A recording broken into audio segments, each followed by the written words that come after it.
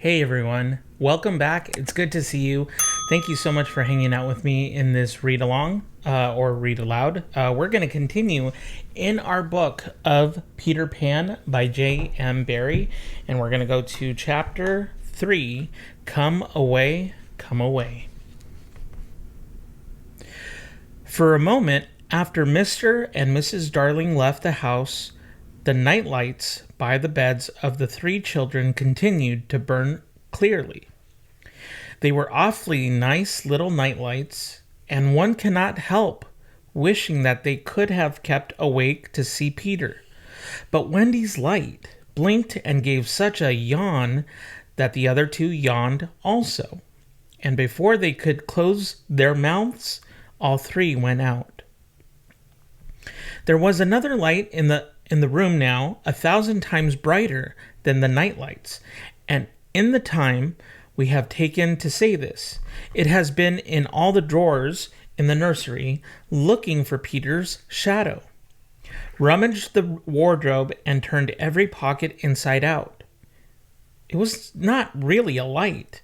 It made this light by flashing about so quickly. But when it came to rest for a second, you saw it was a fairy, no longer than your hand, but still growing. It was a girl called Tinker Bell, exquisitely gowned in a skeleton leaf, cut low and square, through which her figure could be seen to the best advantage. She was slightly inclined to embonpoint. A moment after the fairy's entrance, the window was blown open by the breathing of the little stars, and Peter dropped in. He had carried Tinker Bell part of the way, and his hand was still messy with the fairy dust. "Tinker Bell," he called softly, after making sure that the children were asleep. "Tink, where are you?" She was in a jug for the moment, and liking it extremely. She had never been in a jug before. "Oh, do come out of that jug and tell me, do you know where they put my shadow?" The loveliest tinkle as of golden bells answered him. It is the fairy language. You ordinary children can never hear it, but if you were to hear it, you would know that you had heard it once before. Tink said that the shadow was in the big box. She meant the chest of drawers, and Peter jumped at the drawers, scattering their contents to the floor with both hands as kings toss a pence to the crowd. In a moment he had recovered his shadow, and in his delight he forgot that he had shut Tinker Bell up in the drawer. If he thought at all, but I don't believe he ever thought, it was that he and his shadow, when brought near each other, would join like drops of water, and when they did not, he was appalled. He tried to stick it on with soap from the bathroom, but that also failed. A shudder passed through Peter, and he sat on the floor and cried. His sobs woke Wendy, and she sat up in bed. She was not alarmed to see a stranger crying on the nursery floor. She was only pleasantly interested. "Boy," she said courteously, "why are you crying?" Peter could be exceedingly polite also, having learned the grand manner at fairy ceremonies, and he rose and bowed to her beautifully. She was much pleased and bowed beautifully to him from the bed. "What's your name?" he asked.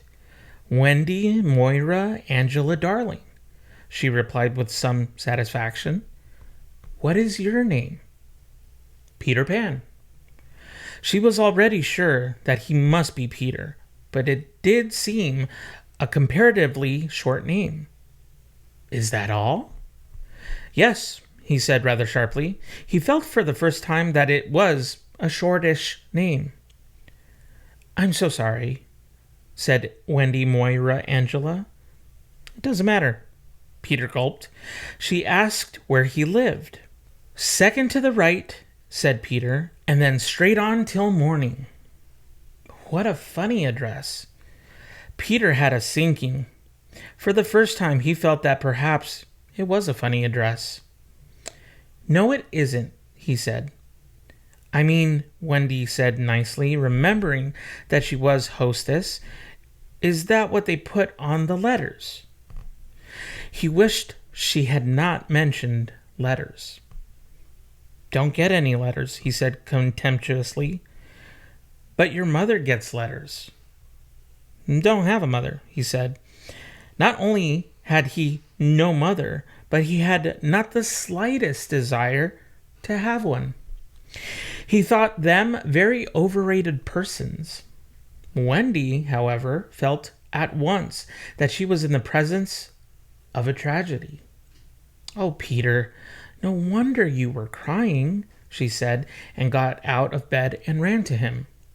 I wasn't crying about mothers, he said rather indignantly.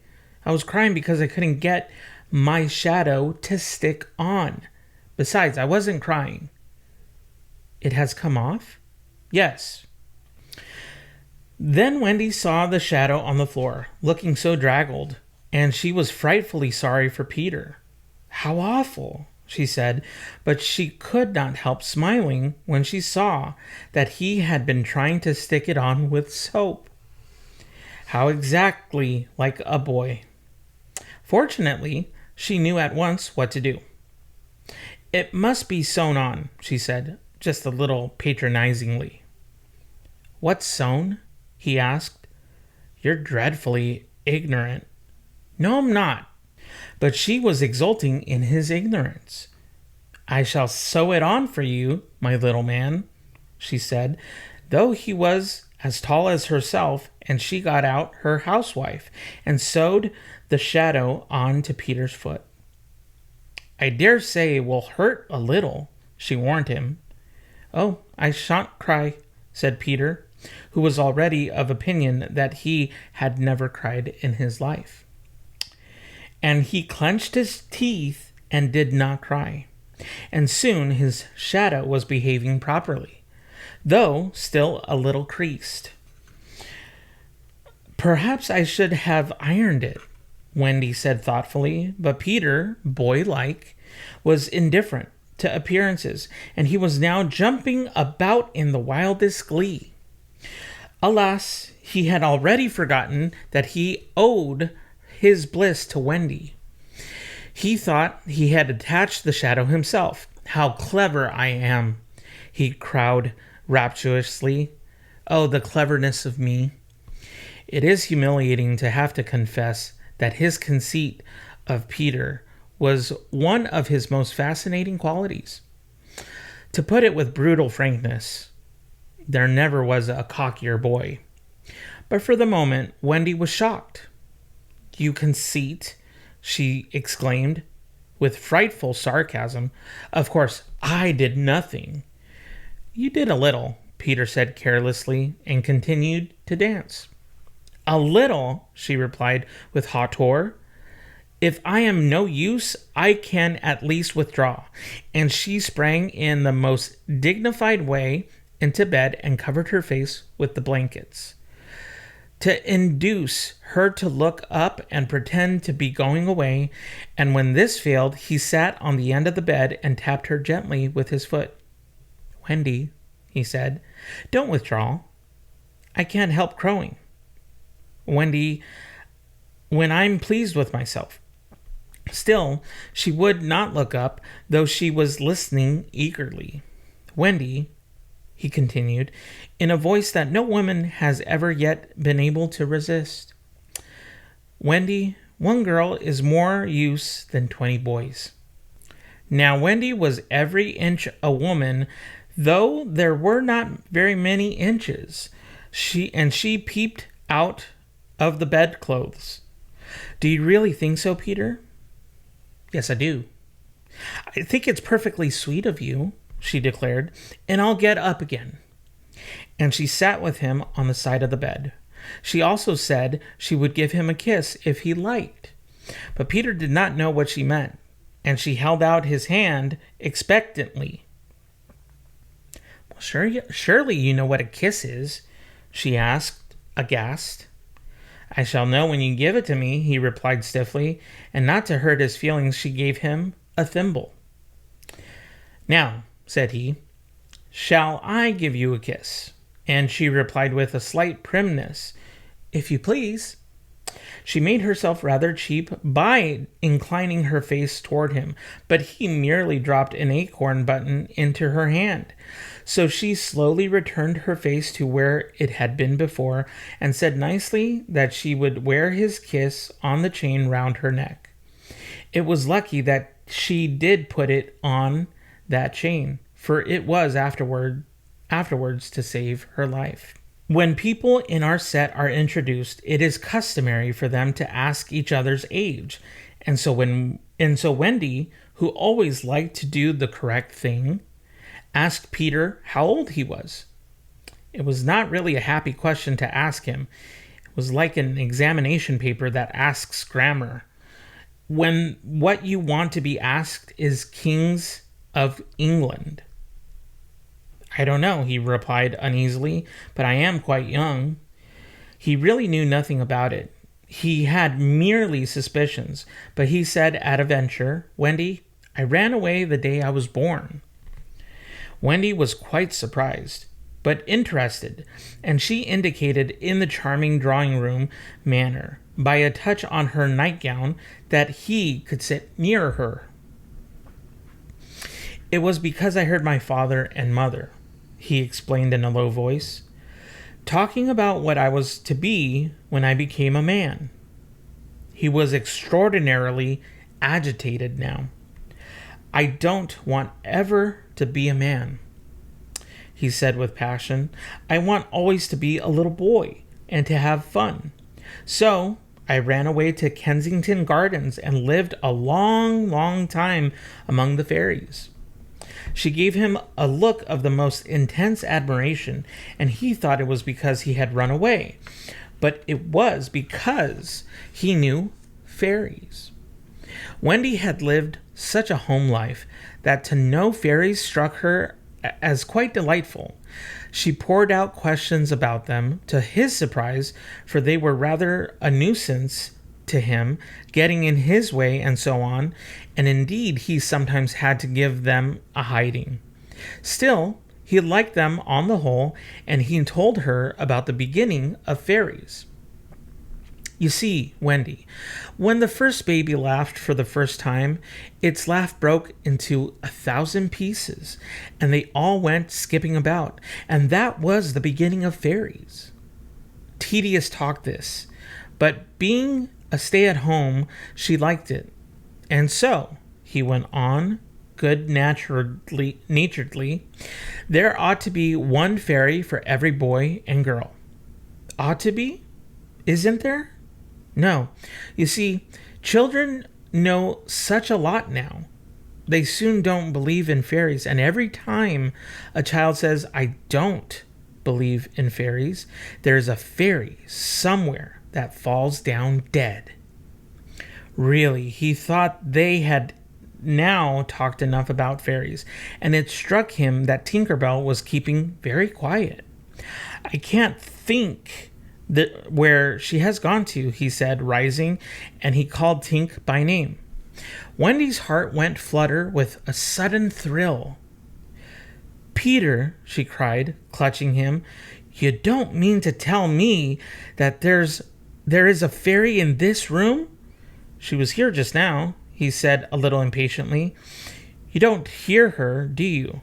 And they both listened.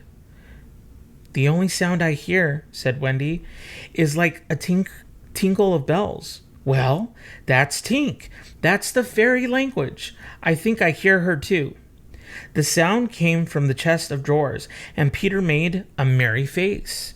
No one could ever look quite so merry as Peter, and the loveliest of gurgles was his laugh. He had his first laugh still. Wendy, he whispered gleefully, I do believe I shut her up in the drawer. He let poor Tink out of the drawer, and she flew about the nursery, screaming with fury. "You shouldn't say such things," Peter retorted. "Of course, I'm very sorry, but how could I know you were in the drawer?" Wendy was not listening to him. "Oh, Peter," she cried, "if she would only stand still and let me see her." "They hardly ever stand still," he said.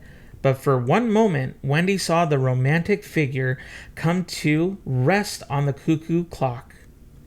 "Oh, the lovely!" she cried, though Tink's face was still distorted with passion. "Tink," said Peter amiably, "this lady says she wishes you were her fairy." Tinkerbell answered insolently. "What does she say, Peter?" He had to translate. "She is not very polite. She says you are a great ugly girl, and that she is my fairy." He tried to argue with Tink. "You know you can't be my fairy, Tink, because I am a gentleman and you are a lady." To this, Tink replied in these words, "You silly ass," and disappeared into the bathroom. "She is quite a common fairy," Peter explained apologetically. "She is called Tinkerbell because she mends the pots and kettles." They were there together in the armchair by this time, and Wendy plied him with more questions. "If you don't live in Kensington Gardens now..." "Sometimes I do still. But where do you live mostly now?" "With the Lost Boys." "Who are they?" "They are the children who fall out of their perambulators when the nurse is looking the other way. If they are not claimed in 7 days, they are sent far away to the Neverland to defray expenses. I'm captain." "What fun it must be!" "Yes," said cunning Peter, "but we are rather lonely. You see, we have no female companionship." "Are none of the others girls?" "Oh, no. Girls, are much too clever to fall out of their prams." This flattered Wendy immensely. "I think," she said, "it is perfectly lovely the way you talk about girls. John there just despises us." For reply, Peter rose and kicked John out of bed, blankets and all. One kick. This seemed to Wendy rather forward for a first meeting, and she told him with spirit that he was not captain in her house. However, John continued to sleep so placidly on the floor that she allowed him to remain there. "And I know you meant to be kind," she said, relenting, "so you may give me a kiss." For the moment, she had forgotten his ignorance about kisses. "I thought you would want it back," he said a little bitterly, and offered to return her the thimble. "Oh dear," said the nice Wendy. "I don't mean a kiss, I mean a thimble." "What's that?" "It's like this." She kissed him. "Funny," said Peter gravely. "Now, shall I give you a thimble?" "If you wish to," said Wendy, keeping her head erect this time. Peter thimbled her, and almost immediately she screeched. "What is it, Wendy?" "It was exactly as if someone were pulling my hair." "That must have been Tink. I never knew her so naughty before." And indeed, Tink was darting about again using offensive language. "She says she will do that to you, Wendy, every time I give you a thimble." "But why?" "Why, Tink?" Again Tink replied, "You silly ass." Peter could not understand why, but Wendy understood, and she was just slightly disappointed when he admitted that he came to the nursery window not to see her, but to listen to stories. "You see, I don't know any stories. None of the Lost Boys know any stories." "How perfectly awful," Wendy said. "Do you know," Peter asked, "why swallows build in the eaves of houses? It is to listen to the stories." "Oh, Wendy, your mother was telling you such a lovely story." "Well, which story was it?"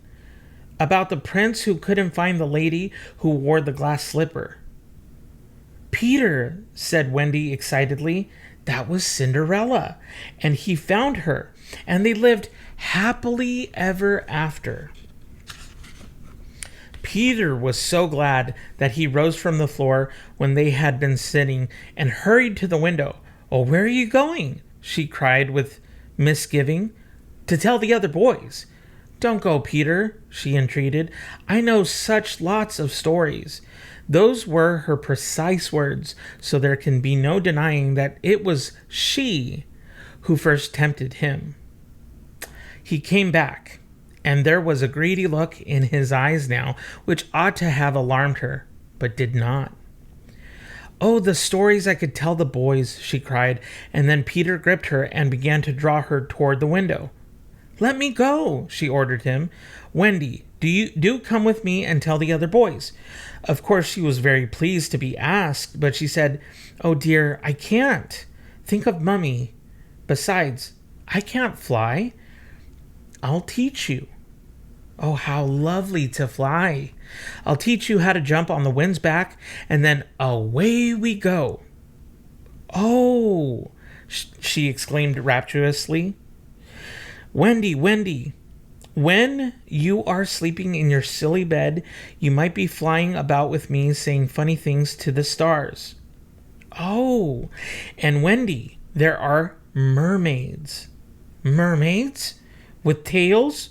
Such long tails." "Oh," cried Wendy, "to see a mermaid." He had become frightfully cunning. "Wendy," he said, "how we should all respect you." She was wriggling her body in distress. It was quite as if she were trying to remain on the nursery floor. But he had no pity for her. "Wendy," he said, the sly one, "you could tuck us in at night." "Oh, none of us have ever been tucked in at night." "Oh," and her arms went out to him. "And you could darn our clothes and make pockets for us. None of us have any pockets." How could she resist? "Of course, it's awfully fascinating," she cried.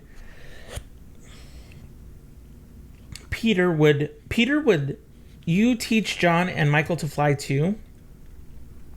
"If you like," he said indifferently, and she ran to John and Michael and shook them. "Wake up," she cried. "Peter Pan has come, and he is to teach us to fly." John rubbed his eyes. "Then I shall get up," he said. Of course he was on the floor already. "Hello," he said. "I am up." Michael was up by this time also, looking as sharp as a knife, with 6 blades and a saw, but Peter suddenly signed silence. Their faces assumed the awful craftiness of children listening for sounds from the grown-up world. All was as still as salt. Then everything was right. No, stop. Everything was wrong. Nana, who had been barking distressfully all the evening, was quiet now. It was her silence they had heard. Out of the light. "Hide! Quick!" cried John, taking command for the only time throughout the whole adventure. And thus, when Liza entered holding Nana, the nursery seemed quite its old self. Very dark, and you could have sworn you heard its 3 wicked inmates breathing angelically as they slept. They were really doing it artfully from behind the window curtains. Liza was in a bad temper, for she was mixing the Christmas puddings in the kitchen and had been drawn away from them, with a raisin still on her cheek, by Nana's absurd suspicions. She thought the best way of getting a little quiet was to take Nana to the nursery for a moment, but in custody, of course. "There, you suspicious brute," she said, not sorry that Nana was in disgrace. "They are perfectly safe, aren't they? Every one of the little angels sound asleep in bed. Listen to their gentle breathing." Here, Michael, encouraged by his success, breathed so loudly that they were nearly detected. Nana knew that kind of breathing, and she tried to drag herself out of Liza's clutches. But Liza was dense. "No more of it, Nana," she said sternly, pulling her out of the room. "I warn you, if you bark again, I shall go straight for Master and Mrs. and bring them home from the party. And then, oh, won't Master whip you just!" She tied the unhappy dog again. But do you think Nana ceased to bark? Bring Master and Mrs. home from the party. Why, that was just what she wanted. Do you think she cared whether she was whipped so long as her charges were safe? Unfortunately, Liza returned to her puddings, and Nana, seeing that no help would come from her, strained and strained at the chain until at last she broke it. In another moment, she had burst into the dining room of 27 and flung up her paws to heaven, her most expressive way of making a communication. Mr. and Mrs. Darling knew at once that something terrible was happening in their nursery, and without a goodbye to their hostess, they rushed into the street. But it was now 10 minutes since their 3 scoundrels had been breathing behind the curtains, and Peter Pan could do a great deal in 10 minutes. We now return to the nursery. "It's all right," John announced, emerging from his hiding place. "I say, Peter, can you really fly?" Instead of troubling to answer him, Peter flew around the room, taking the mantelpiece on the way. "How topping!" said John and Michael. "How sweet!" cried Wendy. "Yes, I am sweet. Oh, I am sweet," said Peter, forgetting his manners again. It looked delightfully easy, and they tried it first from the floor and then from the beds, but they always went down instead of up. "I say, how do you do it?" asked John, rubbing his knee. He was quite a practical boy. "You just think of wonderful thoughts," Peter explained, "and they lift you up in the air." He showed them again. "You're so nippy at it," John said. "Couldn't you do it very slowly once?" Peter did it both slowly and quickly. "I've got it now, Wendy," cried John, but soon he found he had not. Not one of them could fly an inch, though even Michael was in words of 2 syllables, and Peter did not know A from Z. Of course, Peter had been trifling with them, for no one can fly unless the fairy dust had been blown on him. Fortunately, as we have mentioned, one of his hands was messy with it, and he blew some on each of them with the most superb results. "Now just wriggle your shoulders this way," he said, "and let go." They were all on their beds, and gallant Michael let go first. He did not quite mean to let go, but he did it, and immediately he was borne across the room. "I flewed!" he screamed while still in midair. John let go and met Wendy near the bathroom. "Oh, lovely! Oh, ripping! Look at me! Look at me! Look at me!" They were not nearly so elegant as Peter. They could not help kicking a little, but their heads were bobbing against the ceiling, and there is almost nothing so delicious as that. Peter gave Wendy a hand at first, but had to desist. Tink was so indignant. Up and down they went, and round and round. Heavenly was Wendy's word. "I say," cried John, "why shouldn't we all go out?" Of course, it was to this that Peter had been luring them. Michael was ready. He wanted to see how long it took him to do 1,000,000,000 miles. But Wendy hesitated. "Mermaids," said Peter again. "Oh. And there are pirates." "Pirates!" cried John, seizing his Sunday hat. "Let us go at once." It was just at this moment that Mr. and Mrs. Darling hurried with Nana out of 27. They ran into the middle of the street to look up at the nursery window, and yes, it was still shut, but the room was ablaze with light. And most heart-gripping sight of all, they could see in shadow on the curtain 3 little figures in night a tire circling round and round, not on the floor, but in the air. Not 3 figures, 4. In a tremble, they opened the street door. Mr. Darling would have rushed upstairs, but Mrs. Darling signed to him to go softly. She even tried to make her heart go softly. Will they reach the nursery in time?